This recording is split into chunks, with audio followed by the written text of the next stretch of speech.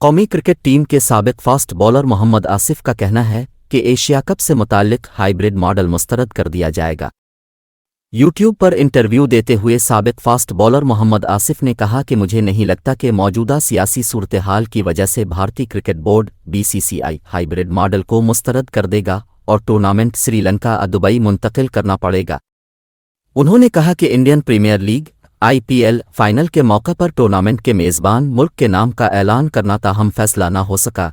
Asian cricket council (ACC) के कई सरकर्दा रहनुमाओं ने गैर रस्मी मीटिंग में शिरकत की थी, इस पर भी कोई नतीजा सामने न आ सका। मोहम्मद आसिफ ने कहा कि तवक्को है कि एशियन क्रिकेट काउंसिल (एसीसी) या गैर जानिबदार मकाम पर टूर्नामेंट के इनेकाद के बारे में बातचीत करेगी, जिसमें पीसीबी को भी मदऊ किया जाएगा। वाज़ेह रहे कि साल 2023 में एशिया कप की मेज़बानी पाकिस्तान के सुपुर्द है, ताहम भारत ने अपनी टीम पाकिस्तान भेजने से इनकार कर दिया था, जिस पर पीसीबी ने हाइब्रिड मॉडल पेश किया, ताहम भारतीय बोर्ड ने इसे भी मानने से इनकार कर दिया।